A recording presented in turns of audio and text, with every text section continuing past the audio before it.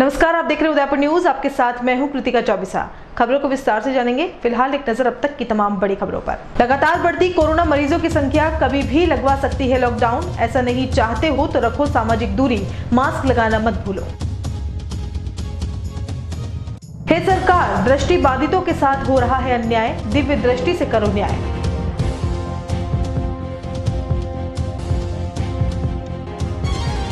Mask पहनकर घबराए hotel संचालक ने पटवारी को थप्पड़ जड़ा। वीडियो हुआ वायरल, शांतिभंग में गिरफ्तार कर छोड़ा। और सांसद जोशी ने कहा, होटल में कैद विधायक विदेशी खाने का ले रहे हैं आनंद। कोरोना के चलते पूरा राजस्थान हर जगह पाबंद। और अब खबरें विस्तार से। सबसे पहले बात करते हैं कोरोना के कहर की। अगर आप चाहते हैं कि उदयपुर में फिर से लॉकडाउन न लगे तो खुद पर संयम रखना आवश्यक है।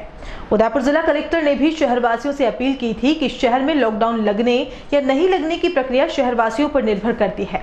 शहर में अब लगातार कोरोना पॉजिटिव मरीजों की संख्या बढ़ रही है। ऐसे में त्योहारों को देखते हुए सीएमएचओ ने एक बार फिर सभी से अपील की है कि सरकार की गाइडलाइन की पालना करें। शुक्रवार को कोरोना के 50 संक्रमित मरीज सामने आए हैं और अभी तक कुल 1304 मरीज उदयपुर जिले में आ चुके हैं। ऐसे में एक बार फिर चिकित्सा और प्रशासन में हड़कंप मच गया है।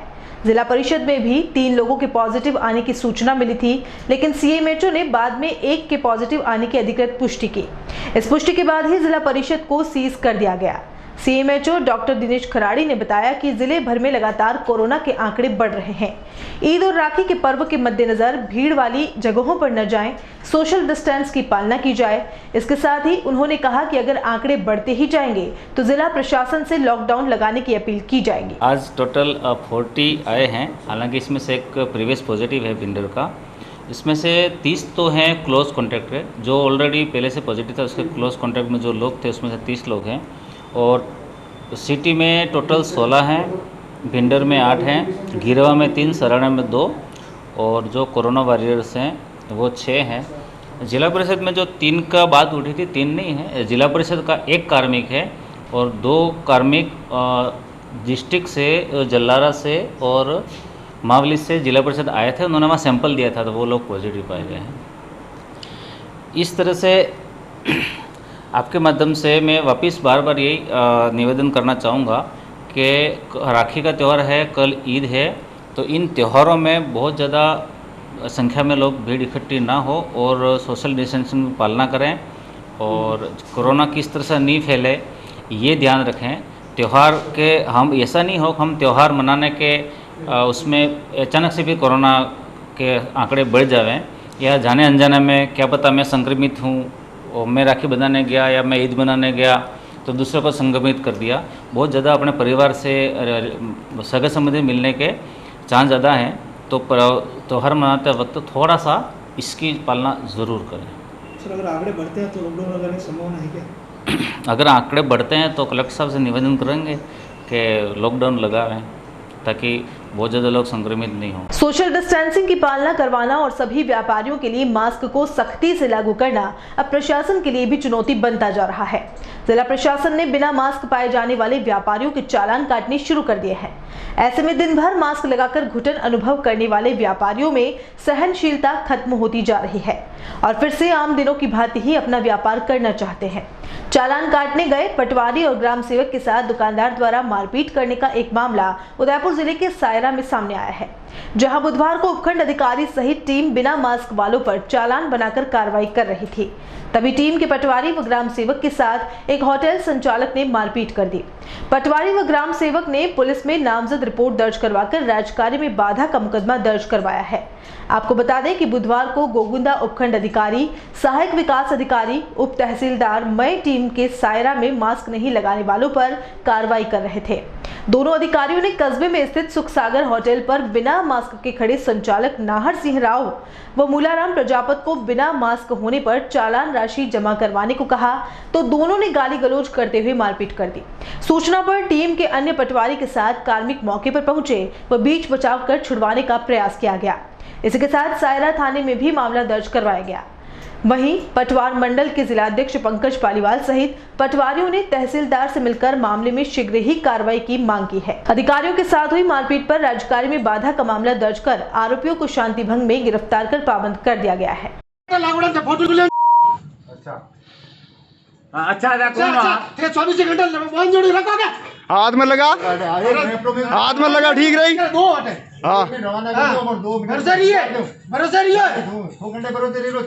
हाँ लैक्सिटी में शुक्रवार सुबह पटेल सर्कल पर स्थित वाटर वर्क्स के कार्यालय में अचानक जानलेवा गैस के रिसाव होने से आसपास के क्षेत्र में हड़कंप मच गया। गैस का रिसाव इतना तेज था कि पूरे इलाके में इसकी बदबू फैल गई और लोगों को सांस लेने में भी तकलीफ होने लगी। आसपास घनी आबादी क्षेत्र होने से लोगों को भी परेशानी का सामना करना पड़ा।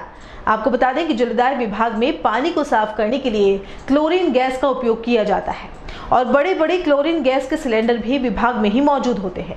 शुक्रवार को एक सिलेंडर का वाल्व फेल होने के कारण सिलेंडर से रिसाव होना शुरू हो गया था, जिस पर क्षेत्रवासियों ने जलदाय विभाग के अधिकारी, दमकल कर्मचारी और पुलिस की टीम को सूचना दी। सूचना पर विभाग के अधिकारियों के साथ सुरजपोल थाना पुलिस भी मौके पर पहुंची और रिसाव को रोकने के लिए हर संभव प्रयास करने लगे। घनी आबादी वाले क्षेत्र में हो रहे रिसाव से क्षेत्रवासियों को नुकसान न हो, इसी वजह से पुलिस कर्मियों ने आसपास के क्षेत्र में रहने वाले लोगों को घरों में रहने की हिदायत दी व कुछ घरों से लोगों को बाहर भी निकाला गया। बताया जा रहा है कि क्लोरीन गैस के सिलेंडर का वाल्व खराब होने से ये रिसाव हुआ है। इसे लेकर एक्सपर्ट्स की टीम भी बुलाई गई। तो वहीं शहर के बीच रिहायशी इलाके में गैस के रिसाव से प्रशासन की भी चिंता बढ़ गई। इतना मिली थी कि फिल्टर प्लांट पे गैस लीक हो रही है। यहाँ पे आया हूँ तो मैंने देखा है कि जो सिलेंडर है उसका जो वाल है जिससे हम क्लोरीन गैस की सप्लाई करते हैं डिसइंफेक्शन के लिए, वो उस वाल की रॉड वाल में कुछ टेक्निकल प्रॉब्लम आ गई जिससे कि वो बंद नहीं हो पा रहा है। तो वाल के आगे जो एक पाइप है वो हल्का सा लीक हो गया है, तो हम चूँकि उस वाल को बंद नहीं कर पा रहे हैं, इसलिए थोड़ा लीकेज हो गया। हम ट्राई कर रहे हैं उसको बंद करने के लिए। इसको नहीं वाल है, अब टेक्निकल कुछ है प्रॉब्लम, इसमें अचानक कुछ फंस गया होगा, दिखवा रहे हैं उसको। कैसे अब ये सॉल्व होगी? मतलब पूरी गैस निकलने के बाद ही? नहीं, गैस तो इसमें है ही नहीं, बहुत थोड़ी सी गैस बची हुई है, बाकी तो कंज्यूम हो चुकी है ऑलरेडी। अभी टीमें हमने बुलाई हैं और वहाँ से एक्सपर्ट टीमें हिंदुस्तान जिंक वगैरह से भी बुला रहे हैं, जो एक्सपर्ट हैं इसके सेफ्टी एक्सपर्ट, वो भी देख रहे हैं। सर आसपास घनी आबादी क्षेत्र है, लोगों के लिए नुकसानदायक है गैस के? नहीं, लोगों को सबको हमने यहाँ पे चारों तरफ जाब्ता लगवा दिया है और हमने फायर ब्रिगेड भी खड़ी कर रखी है यहाँ पे, और पुलिस वाले डिपार्टमेंट वाले भी आ गए, हमारे आदमी भी सब तरफ सबको हमने ताकीद कर दी, कोई घरों से बाहर नहीं निकले, दरवाजा बंद कर ले, और कोई असुविधा हो तो घर से थोड़ी देर छोड़ के बाहर निकल जाए। खुशियों भरा हो या दुखों का रूप हो जीवन, नहीं बदलते जिंदगी के मायने कभी। है ज्योति से विहीन हम तो क्या हुआ, ये जिंदगी तो फिर भी लाजवाब है। ये पंक्तियां किसी साधारण इंसान ने नहीं बल्कि दृष्टिबाधित लोगों के लिए एक कवि ने लिखी है। चाहे जिंदगी में कैसे भी क्षण हो, दृष्टिबाधित लोगों को अपने अनुभव से ही हर परिस्थिति का सामना करना पड़ता है। ऐसे में केंद्र और राज्य सरकार को चाहिए कि कोरोना काल में स्पेशल एबल लोगों के लिए विशेष योजनाएं बनाएं, न कि इन्हें भी आम लोगों से जोड़कर ही देखा जाए। कोरोना काल में सरकारी विद्यालयों में जिस तरह से अध्यापकों को ड्यूटी पर बुलाया जा रहा है, उसी तरह से दृष्टिबाधित टीचर्स भी विद्यालय आकर ऑनलाइन पढ़ाने को मजबूर हैं। ऐसे में इन्हें घर से निकलकर विद्यालय तक आने में काफी परेशानी का सामना करना पड़ता है, क्योंकि एक तरफ तो निश्चित समय पर विद्यालय पहुंचना होता है और दूसरी तरफ संक्रमण से भी बचना पड़ता है। दृष्टिबाधित लोगों के सामने इस कोरोना काल में बहुत सी समस्याएं आ रही हैं और अब तो राहगीर भी इनकी सहायता करने से भी कतराने लगे हैं, क्योंकि राजस्थान सरकार ने ही सोशल डिस्टेंसिंग की पालना करने के आदेश दिए हैं। जब स्पेशल एबल लोगों को बिना सहारे के रोड क्रॉस करना भी मुश्किल होता है, तो बिना सहारे विद्यालय पहुंचना कितना मुश्किल होता होगा। फिर भी ये लोग अपना फर्ज निभाने में पीछे नहीं हैं। दृष्टिबाधित टीचर्स भी रोजाना विद्यालय आकर बच्चों को ऑनलाइन पढ़ाई कराते हैं। जिस तरह से अन्य राज्यों में स्पेशल एबल लोगों के लिए सरकारों ने राहत दी है, उसी तरह से यदि राजस्थान सरकार भी इनकी गुहार सुन रही हो तो इनकी परेशानी को समझते हुए वर्क टू होम का आदेश पारित करे। तकलीफ तो ये है कि अभी कोरोना जो महामारी चल रही है उसमें दृष्टिहीन भाइयों को जो समस्या आ रही है वो ये है कि एक तो अपने घर से विद्यालय तक या जहाँ भी वो कार्यरत हैं वहाँ तक जाने में तकलीफ रहती है, आने जाने में कहीं न कहीं मदद तो लेनी पड़ती है। कहीं आते जाते समय हाथ भी टच होता है, उस समय ये पता नहीं लगता है कि जहाँ जिस सीट पे मैं बैठा हूँ पहले कौन बैठा था, तो वो एकदम मतलब क्या खतरा बना रहता है। तो जब नहीं दिखता तो नेचुरली मतलब उसको किसी न किसी की हेल्प लेनी है, और जिसकी हेल्प ले रहे हैं वो क्या पता पॉजिटिव है नेगेटिव है ये पता तो लगना नहीं है। तो इस तरह की कुछ मतलब रिस्क जो है वो हमेशा रहती है। तो अगर इस जगह ऐसा हो जाए कि अभी हम जैसे टीचर को स्कूल में जाके ऑनलाइन पढ़ाना पड़ा, तो ऑनलाइन तो घर से भी पढ़ाया जा सकता है अगर सरकार विचार करे और इस पे ये निर्णय ले ले कि भाई इनको घर से ही मतलब काम करने दो, तो ऑनलाइन वहाँ से भी पढ़ाना संभव है, ऐसी कोई दिक्कत नहीं है। तो इस महामारी से बचने के लिए यह आवश्यक है कुछ न कुछ इनिशिएटिव लिया जाए, क्योंकि अभी हमारा एक दृष्टिहीन अध्यापक कोरोना से पीड़ित होकर के जान गंवा चुका है। तो सावधानी के लिए ज़रूरी है कुछ न कुछ विचार करना। मैं अपनी बात की शुरुआत एक कवि की 2 पंक्तियों से करना चाहूँगा। खुशियों भरा हो या दुखों का रूप हो जीवन, नहीं बदलते ज़िंदगी के मायने कभी। खुशियों भरा हो या दुखों का रूप हो जीवन, नहीं बदलते ज़िंदगी के मायने कभी। है ज्योति से विहीन हम तो क्या हुआ, है ज्योति से विहीन हम तो क्या हुआ, ये ज़िंदगी तो फिर भी लाजवाब है। मेरा नाम मुर्तजा अली बोरा है और मैं राजकीय प्रज्ञा चक्षु उच्च माध्यमिक अंध विद्यालय अम्बा माता में कार्यरत हूँ, तृतीय श्रेणी अध्यापक के पद पर। लेकिन वर्तमान में जो महामारी चल रही कोरोना से, इससे लड़ने के लिए सब चारों तरफ अब कोशिश कर रहे हैं, लेकिन हम दृष्टिहीन को या मुझे भी इस बात की चिंता है कि हम घर से विद्यालय तक आते हैं और विद्यालय से घर तक जाते हैं तो किसी न किसी साधन का उपयोग करते हैं, चाहे वो बाइक हो, चाहे वो ऑटो रिक्शा हो या रनिंग ऑटो वगैरह हो। तो इसमें हम आना जाना करते हैं। पहले तो कोरोना से पहले तो कई लोग हमारी मदद भी करते थे, मतलब इवन मतलब हाथ पकड़, चाहे महिला हो चाहे पुरुष हो, किसी चीज़ से हम टकरा रहे हैं या कोई नाली है या गड्ढा है या कोई पत्थर है तो उसको बचाने के लिए हमारा हाथ पकड़ के भी वो लोग साइटेड लोग हमारी मदद करते थे। लेकिन इस दौर ऐसे पिछले 2-3 महीनों में मतलब साइटेड लोग हमको केवल दूर से बता देते हैं, लेकिन हम उससे कंफ्यूज हो जाते हैं कि लेफ़्ट जाएं या राइट जाएं, क्योंकि हाथ पकड़ना इसमें। तो हमारा ये कहना है कि सरकार से हमारा निवेदन है कि हम स्कूल में आते हैं 8 बजे आते हैं और 1:30 बजे यहाँ से प्रस्थान कर जाते हैं। तो जो चीज़ हमारी जो लिपि होती ब्रेल लिपि के माध्यम से हम बच्चों को पढ़ाते हैं, तो हमारा निवेदन ये है कि जो जिस प्रकार से कक्षाएं हम ऑनलाइन स्कूल में रहकर कर रहे हैं, वही चीज़ अगर हम घर पे रहकर कर सकें और हम अपने आप को सुरक्षित रख सकें तो बहुत ही उत्तम होगा। हमारी तकलीफ़ ये है कि जो दृष्टिहीन कर्मचारी हैं वो आखिर उनको कहीं न कहीं सोशल डिस्टेंसिंग का मतलब उल्लंघन होता ही है और करना ही पड़ता है। स्वाभाविक है, उनको टच करना ही पड़ेगा, किसी का हाथ पकड़ना पड़ेगा या किसी का सहारा लेना ही पड़ेगा। तो हम लोग जैसे विद्यालय आते हैं जाते हैं तो पब्लिक ट्रांसपोर्ट का भी सहारा लेना पड़ता है और ओला बाइक वगैरह रैपिडो इससे भी आते हैं। तो ये एक थोड़ा सा इस महामारी के चलते हुए मन में जो भय व्याप्त है, क्योंकि हमारे कई दृष्टिहीन साथी मर चुके हैं इस बीमारी से। तो सरकार से ये गुजारिश है कि अगर वो वर्क फ्रॉम होम वाला अगर हमको करने की छूट दे दे तो ज़्यादा उत्तम रहेगा। भाव का भूखा हूँ मैं, बस भाव ही एकसार है, भाव से मुझको भजे तो उसका बेड़ा पार है। जी हाँ, श्रावण मास में विभिन्न मंदिरों और धर्म स्थलों पर भगवान की सेवा पूजा पुजारी परिवार द्वारा ही की जा रही है और आम जनता का मंदिरों में प्रवेश निषेध रखा गया है।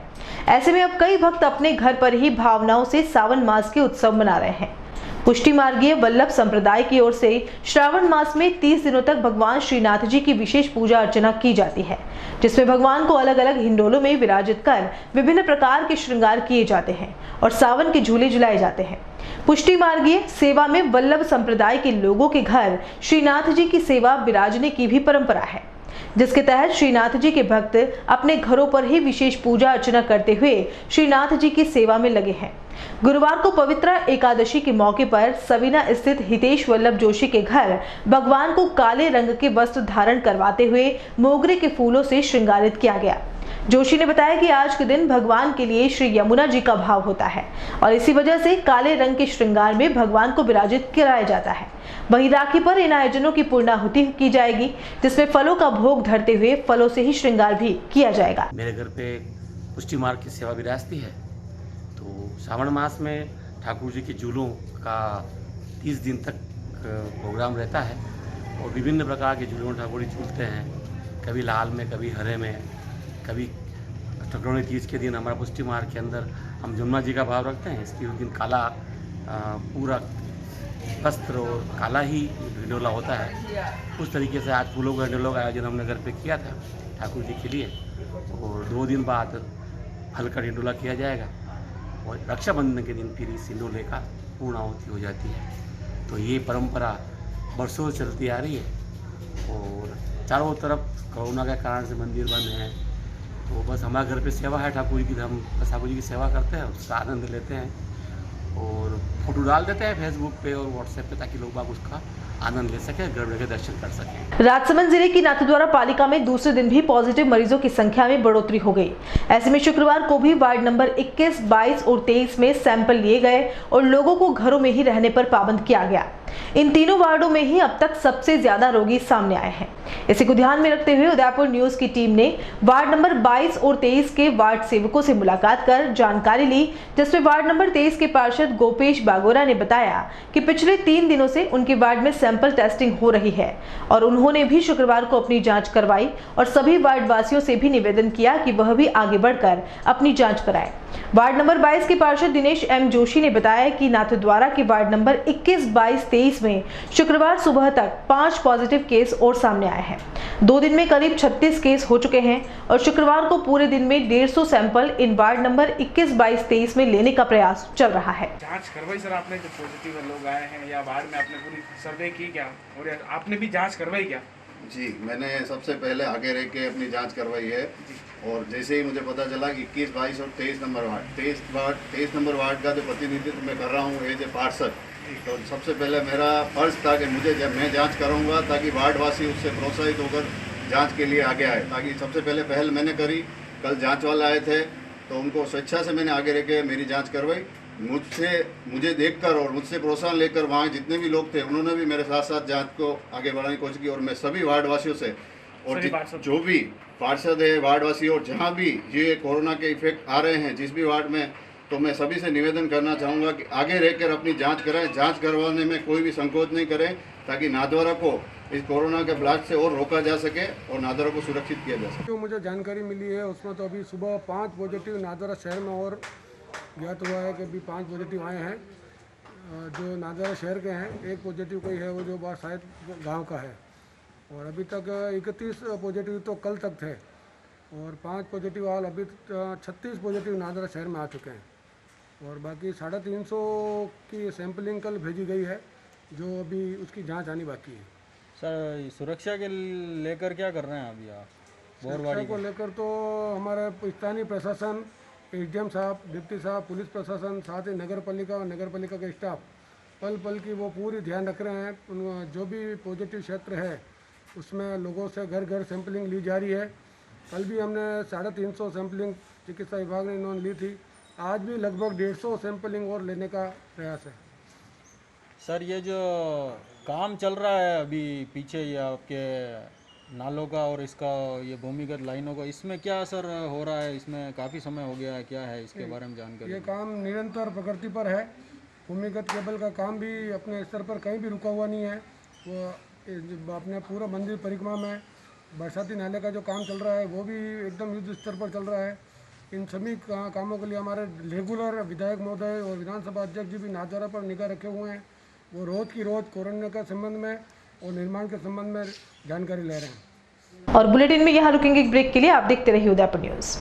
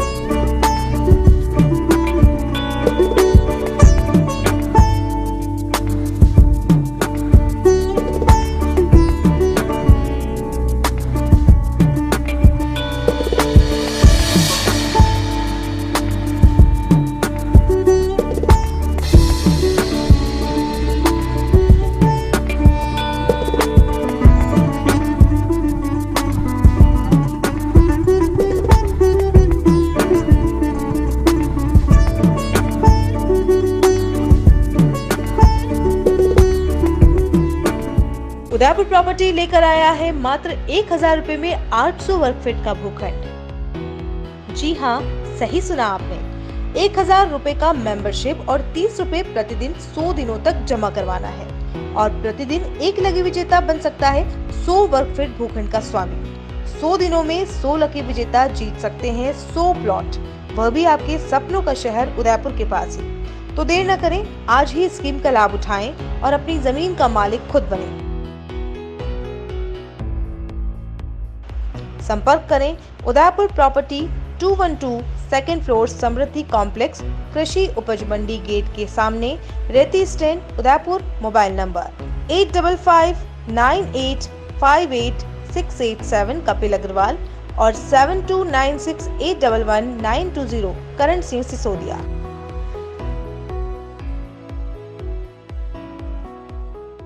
हर एक का सपना होता है अपना घर, और वही सपना अब सच होगा ज्ञानेश बिल्डर के साथ।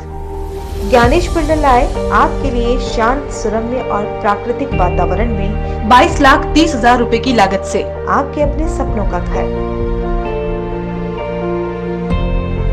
प्रधानमंत्री आवास योजना के अंतर्गत 2,70,000 की छूट, free parking, modular kitchen, tubelight, fan, POP false ceiling, lift with silent generator. तो फिर अब किराए के घर में क्यों रहना? आज ही विजिट करें royal orchid, near GBH hospital, Pratapnagar, Udaipur. Call 9352525017, 9829592574।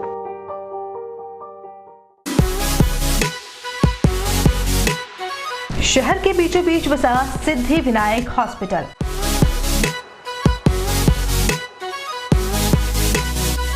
आपातकालीन सेवा एवं सभी प्रकार की जांचों की सुविधा के साथ सर्वोत्तम इलाज एवं देखभाल जो देती है आपको एक विश्वास।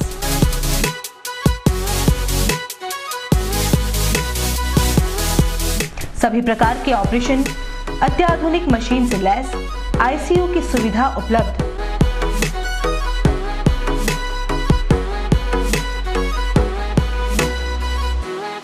आपके विश्वास एवं मुस्कान पर खरा उतरना ही हमारा धैर्य।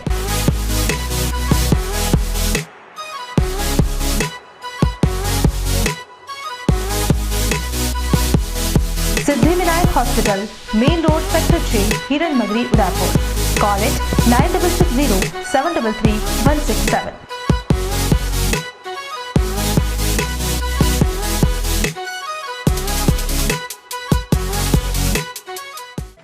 Rasiklal M. Dhariwal Public School, an English medium co-educational school. Admission open from playgroup to 10th class. Dedicated and experienced teacher, homely environment, individual attention, student-friendly library, well-lighted and eco-friendly school building, air conditioner pre-primary classrooms, digital classrooms with projectors, space available for indoor and outdoor games. Due to Corona pandemic, daily sanitization of classrooms. In every classroom, touch-free sanitizer dispenser available. Sitting arrangement with proper distancing. CCTV surveillance by management. Affordable and safe transportation facilities available. Parent satisfaction are our motto. Rasiklal M. Dhariwal Public School, Chitrakoot Nagar, Bhuwana, Udaipur. Call it 0294298041. AHA airline and hotel management academy, Udaipur का पहला professional aviation management institute.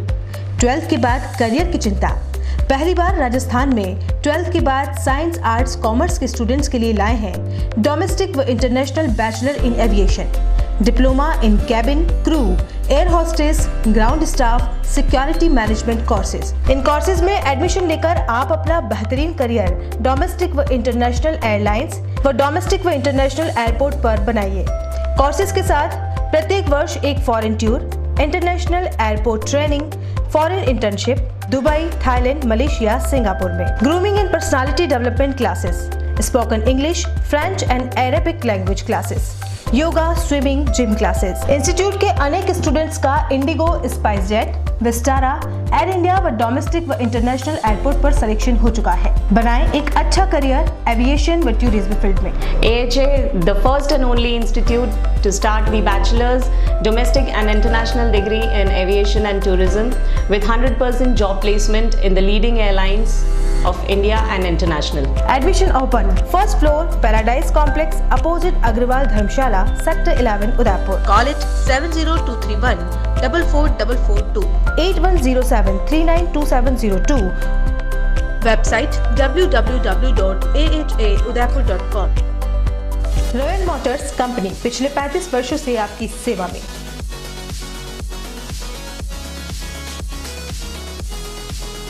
Hero MotoCorp का सबसे बड़ा व विस्तृत showroom एवं workshop.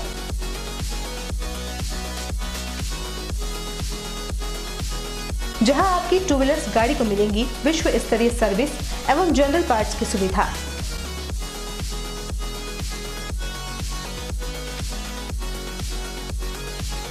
Hero MotoCorp के सभी मॉडल सभी रंगों में उपलब्ध।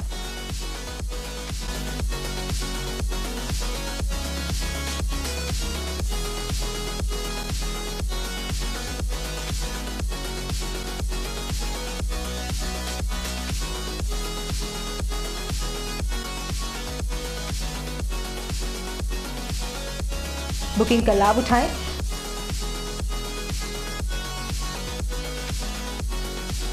Royal motors company 57 Panchvati Udaipur. Phone number 02942426 838।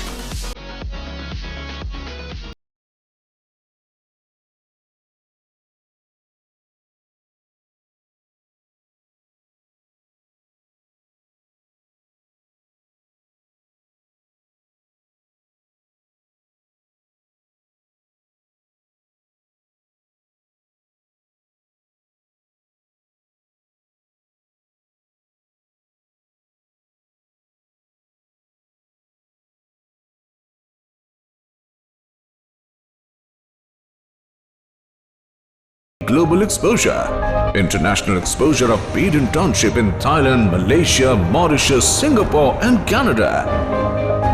Ample opportunities, recession-free and ever-growing career industry. It's the first institute of Udaipur which provides international hospitality courses and is affiliated to Pathum Thani University of Thailand. So join Udaipur institute of hotel management. Break के बाद आपका स्वागत है। रक्षाबंधन पर्व पर हर साल राज्य सरकार की ओर से महिलाओं के लिए रोडवेज में फ्री यात्रा का तोहफा दिया जाता है। इस बार भी प्रदेश के मुखिया ने महिलाओं के लिए ये तोहफा दिया है। रोडवेज प्रबंधक ने अतिरिक्त बसों की भी व्यवस्था कर दी है, लेकिन इस बार कोरोना काल के चलते बसों में महिला यात्रियों की भीड़ कम रह सकती है। रोडवेज प्रबंधक महेश उपाध्याय ने बताया कि सरकार की गाइडलाइन की पालना की जा रही है। समय समय पर बस स्टैंड और बसों को सैनिटाइजर किया जा रहा है। यही नहीं, बस स्टैंड पर आने वाले यात्रियों को सैनिटाइज करने के साथ उनका टेम्परेचर भी चेक किया जा रहा है।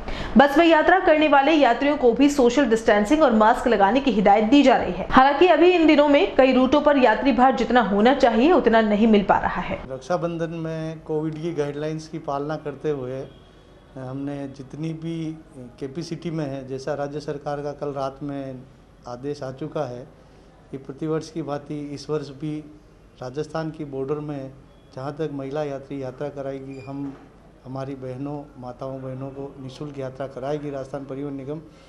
और उदयपुर आगार वर्तमान में 36 वाहनें यहाँ से संचालित कर रहा है और उदयपुर बस स्टैंड से अभी वर्तमान में 135 वाहनों का संचालन किया जा रहा है।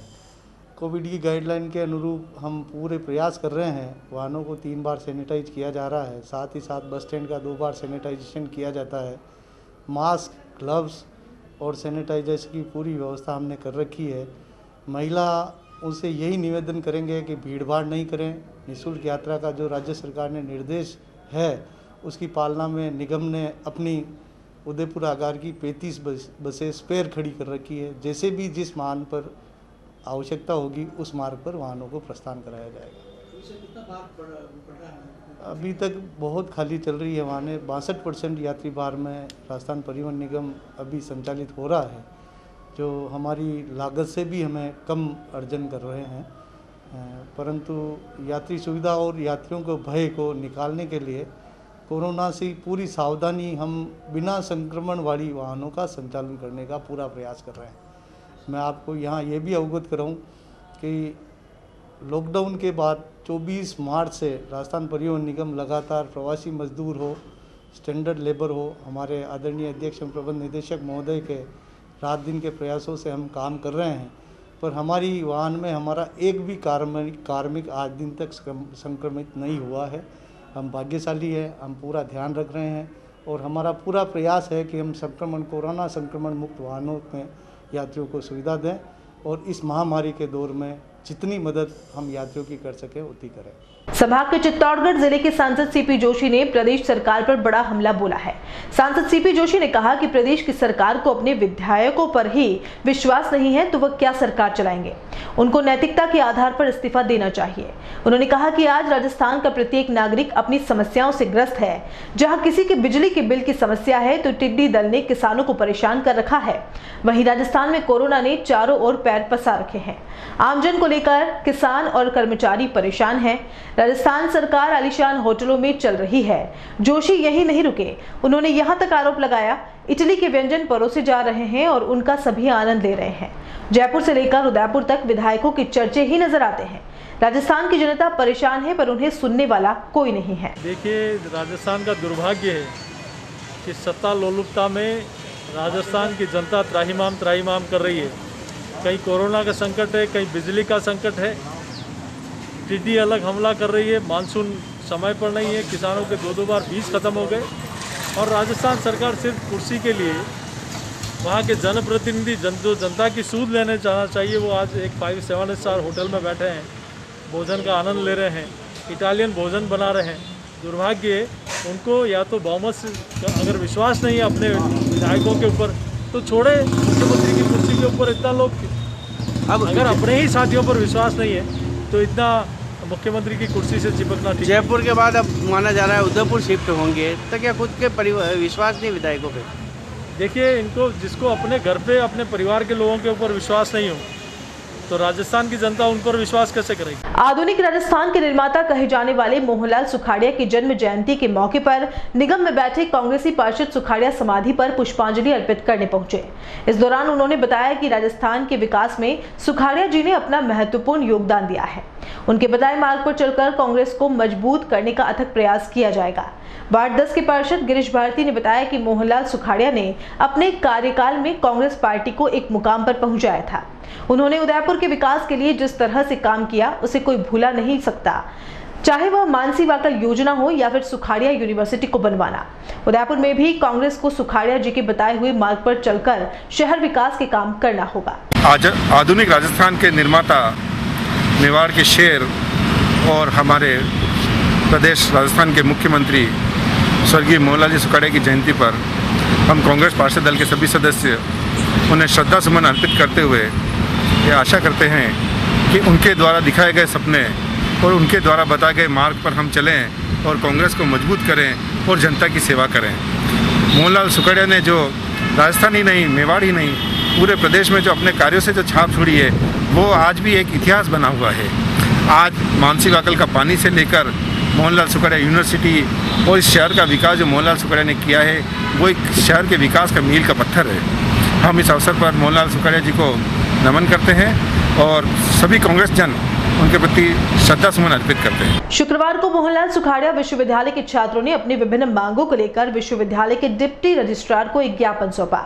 विश्वविद्यालय के छात्र रौनक राज सिंह ने बताया कि हमारी कुछ प्रमुख मांगे हैं, जिसमें विश्वविद्यालय के स्वागत द्वार का अधूरा पड़ा निर्माण जल्द से जल्द करवाना, लॉ कॉलेज की हाईटेक लाइब्रेरी जैसे ही कॉमर्स कॉलेज में भी हाईटेक लाइब्रेरी का निर्माण करवाना, कोरोना महामारी को देखते हुए इस सत्र में लेट फीस का प्रावधान पूरी तरह से बंद करना शामिल था। वहीं ऑनलाइन फॉर्म भरते समय पूरी फीस का ऑप्शन ही आ रहा है, जबकि विश्वविद्यालय के अनुसार फीस का 2 किश्तों में भुगतान हो सकता है। इसलिए पोर्टल पर भी 2 किश्तों में भुगतान की प्रक्रिया प्रारंभ होनी चाहिए। रौनक ने बताया कि यह सब मांगे विद्यार्थियों के हितों के लिए है। आज हमने हमारी 4 प्रमुख मांगों पे ज्ञापन दिया है। वीसी साहब तो व्यस्त है, अंदर व्याख्यान का प्रोग्राम चल रहा है। डिप्टी रजिस्ट्रार साहब मुकेश जी बारबर को हमने हमारा ज्ञापन दिया है, जिसमें हमारी मेन प्रमुख 4 मांगे हैं कि एक तो विश्वविद्यालय का द्वार बनाया जाए, जो जिस दिन से बना है उस दिन से नींव रखी, उस दिन से अभी तक गेट नहीं बना है। पहला एक ऐसा उदाहरण होगा पूरे राजस्थान में कि घर का गेट ही नहीं है। दूसरा कि इस सत्र में वैश्विक महामारी को देखते हुए कोई भी लेट फीस नहीं ली जाए, क्योंकि हम सक्षम नहीं है 15,000 के 30,000 बनने में।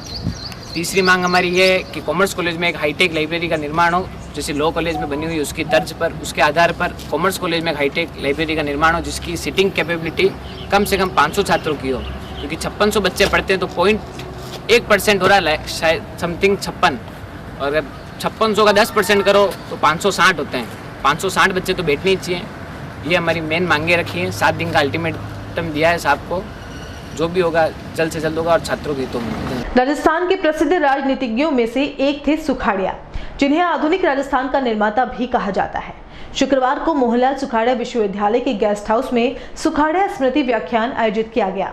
मुख्य वक्ता जगत गुरु रामानंदाचार्य संस्कृत विश्वविद्यालय के पूर्व संकाय अध्यक्ष प्रोफेसर गोपीनाथ शर्मा थे। प्रोफेसर शर्मा ने वर्तमान परिप्रेक्ष्य में भारतीय दर्शनों की समीक्षा विषय पर अपना व्याख्यान दिया। व्याख्यान को कई लोगों ने विश्वविद्यालय की वेबसाइट पर वेब लिंक के माध्यम से ऑनलाइन सुना। मुख्य अतिथि महाराणा प्रताप कृषि एवं प्रौद्योगिकी विश्वविद्यालय के कुलपति प्रोफेसर NS राठौड़ थे व अध्यक्षता सुखाड़िया विश्वविद्यालय के कुलपति प्रोफेसर अमृत सिंह ने की। केंद्र सरकार की ओर से नई शिक्षा नीति को लागू किया गया है, जिससे विद्यार्थियों को शिक्षा के साथ ही उन्हें उनकी रुचि के अनुसार ज्ञान भी मिलेगा। शुक्रवार को ABVP की प्रेस वार्ता के दौरान प्रांत मंत्री जयेश जोशी ने कहा कि अखिल भारतीय विद्यार्थी परिषद देश की आकांक्षाओं के अनुरूप आधुनिक भारत को गढ़ने में महत्वपूर्ण बहुप्रतीक्षित राष्ट्रीय शिक्षा नीति को लागू करने के कदम का हार्दिक स्वागत करती है। देश के प्रत्येक छात्र को नई राष्ट्रीय शिक्षा नीति को देश में लागू होने पर पूरे देश भर के विद्यार्थियों को शुभकामनाएं। विद्यार्थी परिषद कई वर्षों से नई शिक्षा नीति को लागू करवाने के लिए प्रयासरत थी। कई बड़े आंदोलन भी इसलिए किए गए। आने वाली शिक्षा नीति को स्टूडेंट फ्रेंडली भी कहा जा सकता है, क्योंकि इसमें जहां स्कूली छात्र के बस्ते के बोझ को कम करने की बात की है, वहीं दूसरी ओर उनके बोर्ड एग्जाम्स के स्ट्रेस को भी कम करने का प्रयास किया गया है। साथ ही उच्च शिक्षा में विषय चयन में पूरी स्वतंत्रता देकर विज्ञान, कला, वाणिज्य संकाय के विद्यार्थियों को विषयों को इच्छा अनुसार चुनने की छूट देकर छात्रों को क्षमता को नया आयाम देने का प्रयास किया गया है। इसी तरह 3 साल के छोटे बच्चों के स्वास्थ्य के बारे में ध्यान रख उनके पोषण हेतु जरूरी कदम उठाने का प्रावधान भी किया है, क्योंकि बच्चों का 85% मस्तिष्क विकास 6 वर्ष की आयु में ही हो जाता है। अतः उनका पोषण सही तरीके से हो, यह बहुत महत्वपूर्ण है।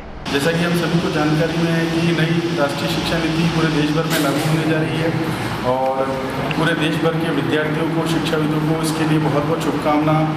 साथ ही विद्यार्थी परिषद ने इस शिक्षा नीति को लागू करने के लिए कई वर्षों से प्रयासरत था। इसके लिए हमारे अधिवेशन में, हमारी बैठकों में भी इसको लेकर प्रस्ताव पारित हुए और आज जब ये लागू होने जा रही है तो विद्यार्थी परिषद के प्रत्येक कार्यकर्ता के लिए हर्ष का विषय है। और इस जो शिक्षा नीति में ऐसे कई प्रावधान हैं जिससे ये स्टूडेंट फ्रेंडली है, चाहे स्कूल का बस्ता कम करने की बात हो, छात्रों के ऐच्छिक विषय को चुनने की बात हो, या और कोई भी ऐसी चीज़ को या छोटे विद्यार्थियों के पोषण की बात हो, इन सभी चीज़ों का इसमें एक अच्छे से मिश्रण किया गया है। और वास्तव में देश किस तरीके से आगे बढ़े और देश का शिक्षा जगत किस तरीके से उन्नति करे, उसके बारे में बहुत गंभीरता से इस विषय को लिया गया है। इसको लेकर साथ ही कला, विज्ञान और जो वाणिज्य और ऐसे कई विषयों को अलग अलग करके जो सिस्टम था उसको ख़त्म करके छात्र अपने इच्छा के अनुसार अपना विषय चुन सकेंगे और अपना जीवन आगे बढ़ा सकेंगे। साथ ही इस तरीके की शिक्षकों के प्रशिक्षण की जो बात है उसको भी अच्छे तरीके से इसमें लिया गया है और किस तरीके से शोध का एक विषय है कि पूरे देश में शोध किस तरीके से आगे बढ़ेगा और शोध किस तरीके से महत्वपूर्ण, इसके बारे में भी इसमें प्रावधान है और साथ ही उसके लिए अलग से वित्तीय व्यवस्था है। तो इस तरीके से हम कह सकते हैं कि एक पूरा आत्मनिर्भर सशक्त भारत बनाने की दिशा में यह शिक्षा नीति बहुत ही कारगर होने वाली है। चलते चलते एक नजर अब तक की हेडलाइंस पर। लगातार बढ़ती कोरोना मरीजों की संख्या कभी भी लगवा सकती है लॉकडाउन। ऐसा नहीं चाहते हो तो रखो सामाजिक दूरी, मास्क लगाना मत भूलो। हे सरकार, दृष्टि बाधितों के साथ हो रहा है अन्याय, दिव्य दृष्टि से करो न्याय।